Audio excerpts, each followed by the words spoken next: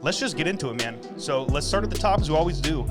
Recap, main event of the evening. We had Isreal Adesanya and Alex Pereira. Alex Pereira getting the TKO finish in the 5th round. Before we talk about the finish, because I'm sure there's going to be a lot of talk just about the finish itself, how it was fairly controversial. I just want to talk about the fight at first. First round, absolutely incredible back and forth. Isreal almost KO'd Alex Pereira with seconds to go in the round. We weren't even paying attention to the clock when it happened. We thought the fight was over. We thought Mark Goddard stopped it there. Thank God he did not. Thank God he got saved by the belt. That was literally the definition of being saved by the belt there. And that is what's so unfortunate for the great Isreal Adesanya, one of the best middleweights to ever do it. Oh, 5 seconds more would have been over. Yep, was the fact that 5 seconds more and that fight would have been over. Alex Pereira was on skates. It was not looking good for him. And initially when I believe it was Goddard stepped in, I thought the fight was over. I thought they called it on the feet, and then everyone's screaming in the room. We're like, no, it's the end of the round. But, unfortunately, Izzy was 5 seconds away from another title defense. Mm-hmm. And then to see what transpired through the course of those 4 rounds, Izzy's obviously up 3-1 on everyone's scorecards. Everyone's scorecards here, all of the judges had Izzy 3-1. Izzy didn't look bad in that 5th round either. He started to have some weird movement, and I guess later on I watched an interview with Megan O'Leary and him. And I guess his some sort of nerve in his leg. I don't think it was a sciatic nerve, but it was the other one. I hate to break this up. I hate to break this up. Devin, do you mind confirming or denying what's going on in the chats right now for us on Google?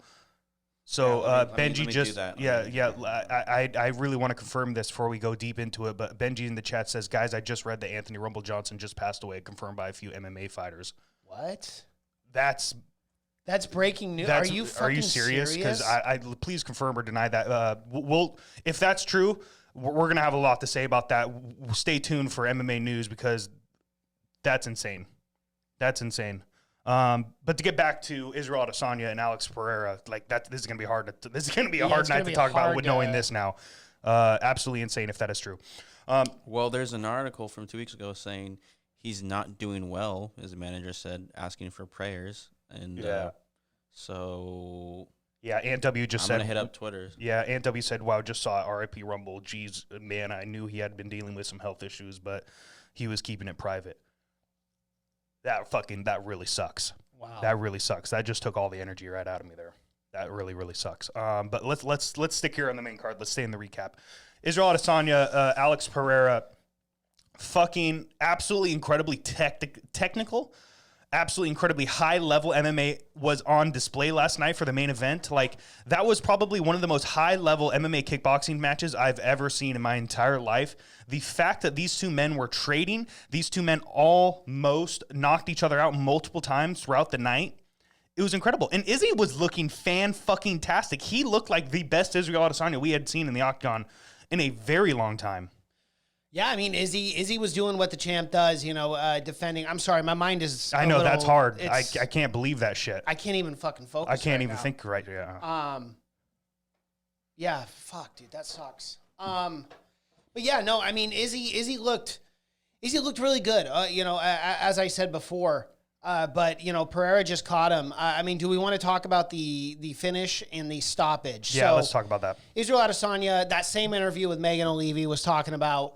He goes, yeah, initially I thought it was stopped early, but I trust my coaches and I trust everyone around me, and they said that the fight was called at a good time. Dana White also had no problem with the stoppage. I did. But hearing what Izzy had to say, hearing what Dana had to say, maybe I'm just a little too rambunctious. Maybe I just want to, see it go all the way to the mats, or someone get knocked out cold. I just thought in that scenario, 5th round, Izzy's up 3-1, and everything, surrounding that fight, the 0-2 in kickboxing against Pereira, I figured they let it go a little farther. But if everyone else in the organization is fine with it, I guess I'll just lockstep in and get behind it, But nonetheless, a terrific fight, and they're going to do the immediate rematch. I mean, what else is there right now in this middleweight division? Nothing. Who deserves it more than the great Isreal Adesanya to avenge this loss? Not only that, but it wasn't like Izzy was getting smoked in this fight either. He was up. He was 2 minutes away from defending his belt. I think this is the only way you got to go in the UFC. You must make this rematch. I don't want to see any other fight. I mean, do you in this middleweight division? Absolutely not. And then, to be honest with you, last night I had zero issues with the stoppage. I really did. I thought it was going to be ended anyways. You could have let it go maybe an extra 10 seconds because, in Izzy's defense, I will say this. It did look like when he was up against the fence, yes, he was obviously dazed. He was not all there. So you could stop that fight, but it did look like when he was going back and forth, when his head was low, it looked like it was head movement, like he was trying to defend. But at the same time, it's New York, man. That's what they do. That state athletic commission stops fights early. Look at the Isreal Adesanya Derek Brunson fight that happened to MSG, I think like 3 years ago. That was the same thing. He had Derek up against the fence, hurt bad, and the ref stopped it before Derek even got down to his feet. So it is what it is, man. It is what it is.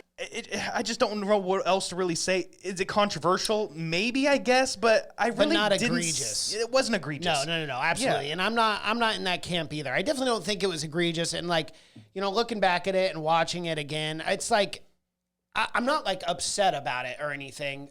And it's really easy to play Monday morning quarterback and be like, oh yeah, if I were in there, I would have let it go a little bit. But in the moment, with how much Izzy was getting hit, how rocked he was, I get why the fight was stopped. In hindsight, I can look at that and go, maybe a punch or two more if he would have landed. But it's really not that big a deal. It is what it is. Yeah, Ant W said Alex is now the Glory middleweight champion, Glory light heavyweight champion, and UFC champion. Might be the most decorated striker ever. Yeah, I would 100% agree with that. Because he should be fighting at light heavyweight. He's fucking huge. He huge. had a significant size and strength advantage over Isreal Adesanya. We saw that in the clinch. Izzy struggled to get those takedowns, but.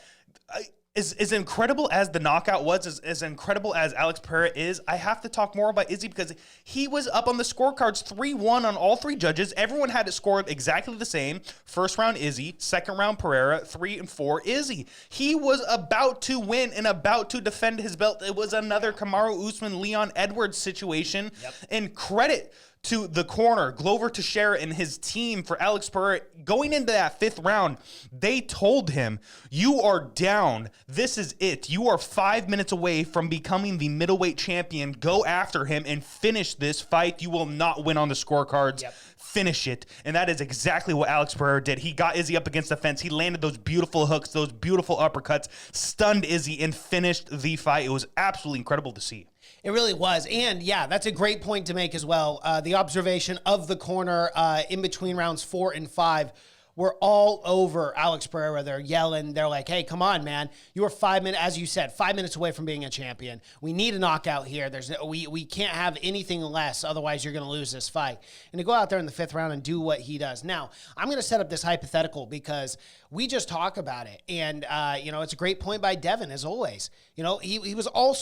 He also should be fighting at light heavyweight. So do we see a situation, if he goes out there and hypothetically beats Isreal Adesanya again, which is no easy task, and I'm not dismissing Izzy there.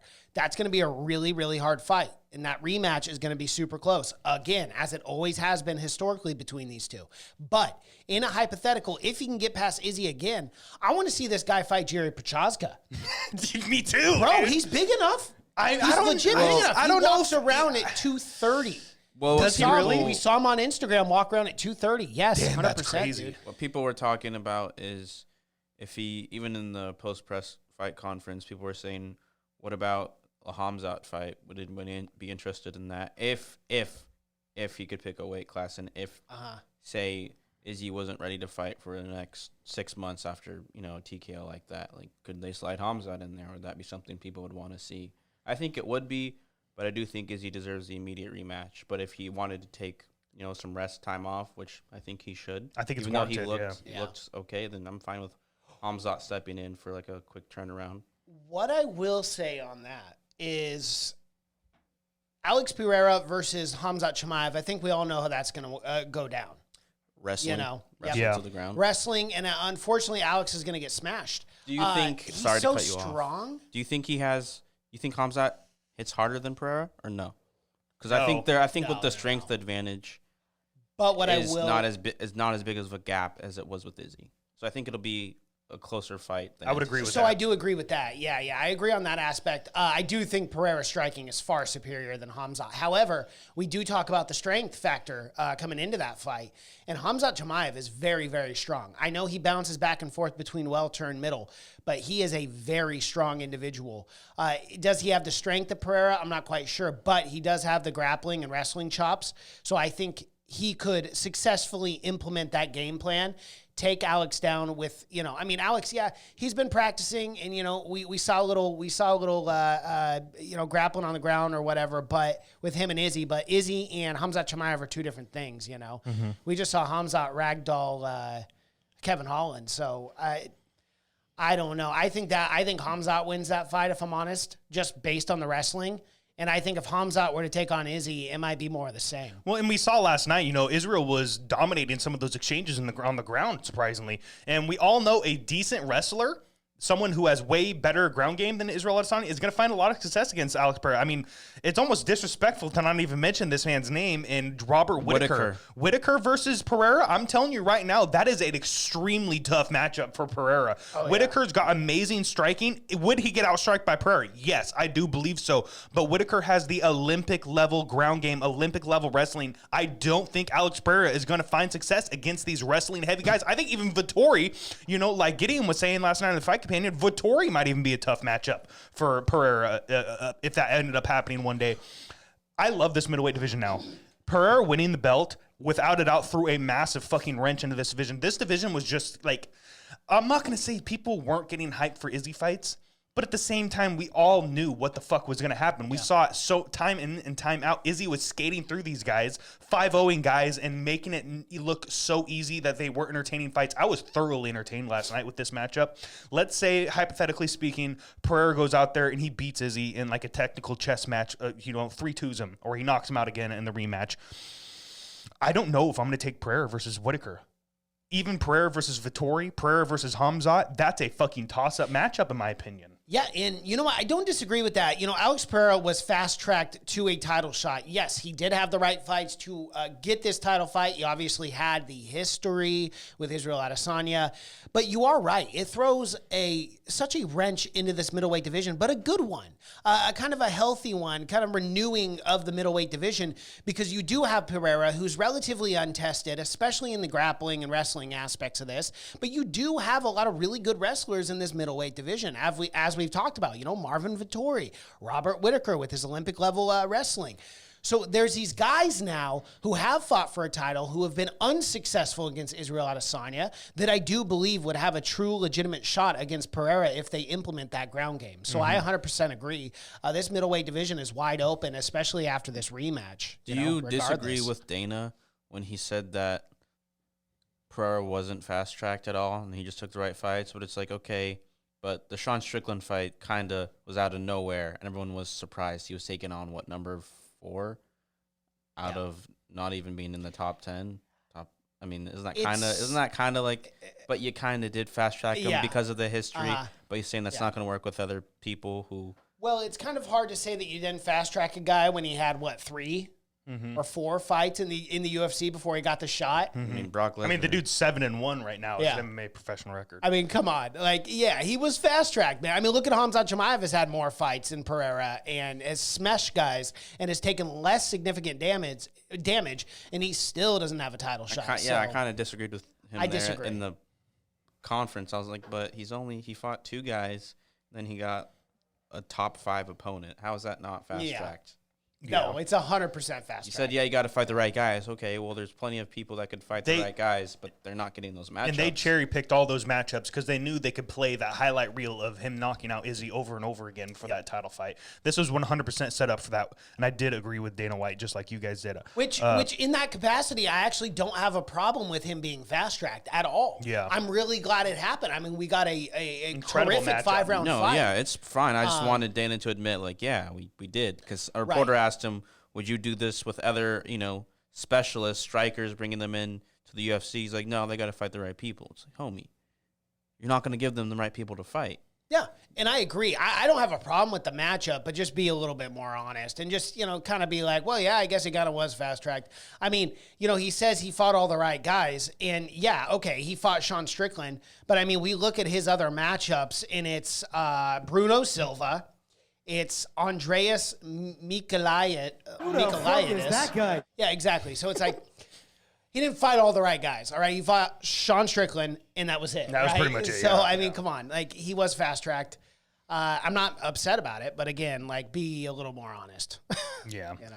Yeah. Quick shout out to the chat. Benji said, you guys are so right. Fight was stopped appropriately. Can't have these warriors taking unnecessary damage.